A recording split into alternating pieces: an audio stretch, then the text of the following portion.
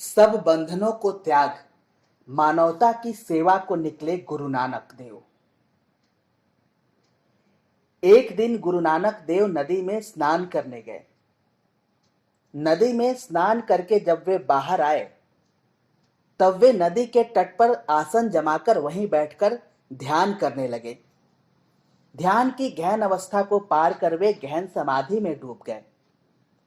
समाधि की गहन अवस्था में उन्हें परमात्मा के प्रकाश का अनुभव हुआ। परमात्मा ने उन्हें आशीर्वाद दिया और कहा, नानक, मैं सदा तुम्हारे साथ हूं। तुम संसार में जाओ और लोगों को सत्य मार्ग पर लाओ।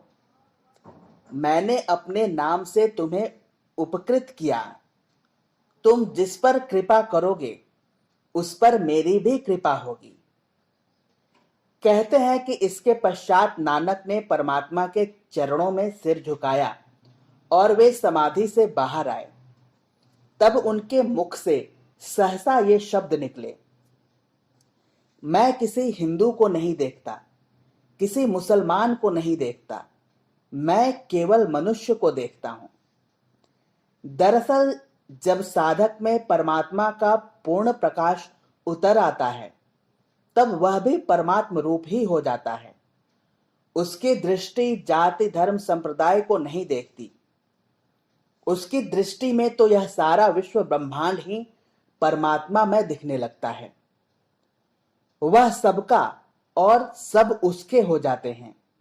तब अपना पराया का कोई भेद उसमें नहीं रह जाता।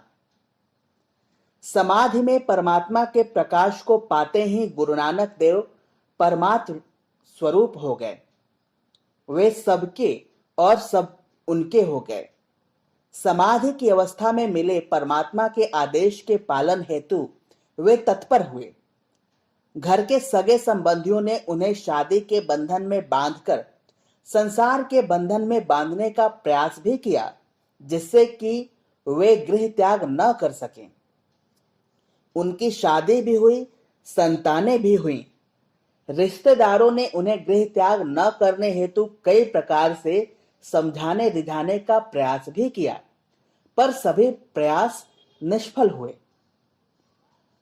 भला जो जनमानस को सांसारिक माया मोह के बंधन से मुक्त कर परमात्मा के मार्ग पर चलाने आया था, उसे कोई किसी बंधन में कैसे बांध सकता था? क्योंकि वे तो सारे बंधन पहले ही तोड़ चुके थे। वे तो भगवत भक्त थे। फिर भगवत भक्त को शादी या कोई अन्य बंधन भी कैसे बांध सकता था?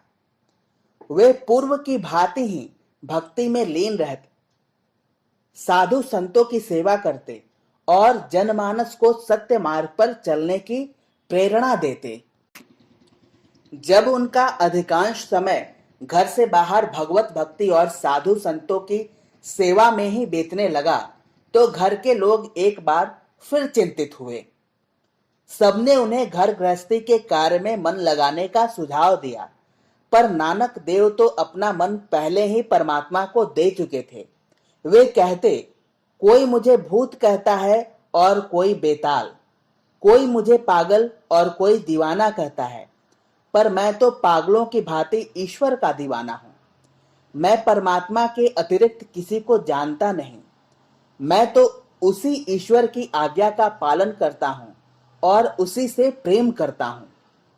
नानक देव ने नवाब की नौकरी भी छोड़ दी और घर गृहस्थी के कामकाज को छोड़कर अपने आप को पूर्णतः परमात्मा के चरणों में समर्पित कर दिया। वे घर छोड़कर अब जंगल में जाकर परमात्मा का ध्यान करने लगे।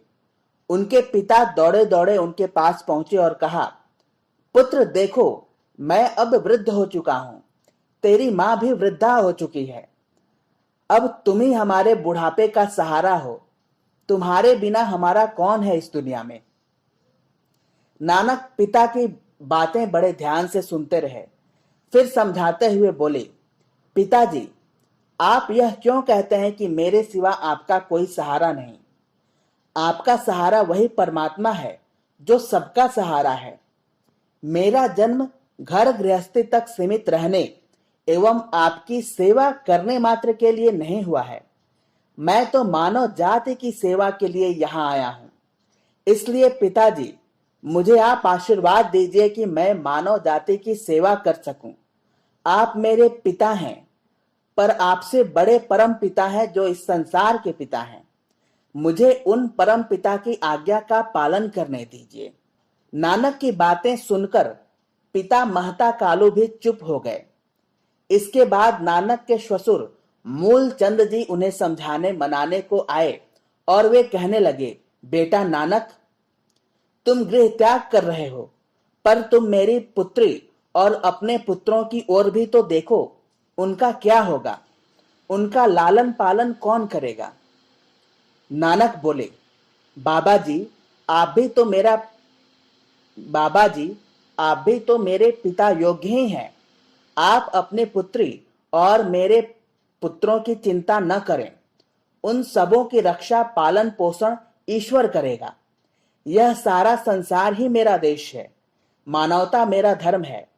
मुझे ईश्वर ने पूरी मानव जाति की सेवा के लिए भेजा है और इसलिए मैं पहले अपने ईश्वर की आज्ञा का पालन करूंगा।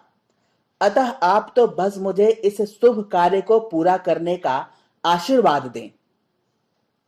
बाबा मूलचंद भी भला अब उन्हें और क्या कह सकते थे। वे मन ही मन अपनी पुत्री और नातियों के भविष्य को लेकर चिंतित हो रहे थे, परंतु नानक देव की बातों ने उनकी चिंता को बहुत हद तक कम कर दिया। तब नानक की माता उनके पास पहुंची। वे भी मन ही मन दुखी हो रही थी। उनकी माता एक आदर्श मां थी, जिनका एकमात्र पुत्र घर त्याग कर जा रहा था। वे अपने पुत्र को जुदा करके खुश कैसे रह सकती थी? उस मां की आंखों से ममता, वात्सल्य, प्रेम आंसू बनकर बह रहे थे। पर नानक जी तो सारे बंधन तोड़ सत्य के हो गए थे। वे तो अब सबके और सब उनके हो गए थे।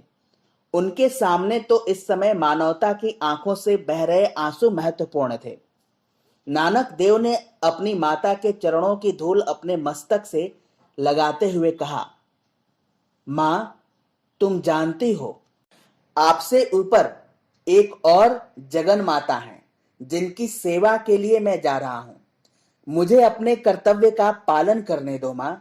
मुझे मत रोको। तुम्हारा पुत्र एक महान कार्य के लिए जा रहा है, उसे जाने दो। माता तृप्ता भी इसके आगे कुछ न बोल सकी। जब सभी थक हार कर एक ओर खड़े हो गए तो उनकी पत्नी सुलक्षणी ने अपनी झोली फैलाते हुए कहा, हे नाथ, आप हमें छोड़कर जा रहे हैं। मेरा नहीं तो इन बच्चों का तो ख्याल करो। आपके बिना इन्हें कौन संभालेगा? नानक बोले, सुलक्षणी, इनको संभालने वाला ईश्वर है।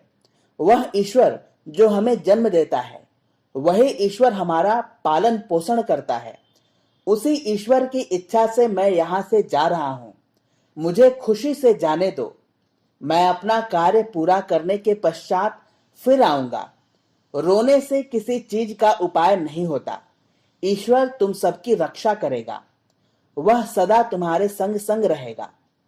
इसके बाद नानक की दुलारी बहन नानकी ने उन्हें रोकने का यत्न किया, क्योंकि नानकी का अपने भैया से बहुत ही प्यार था।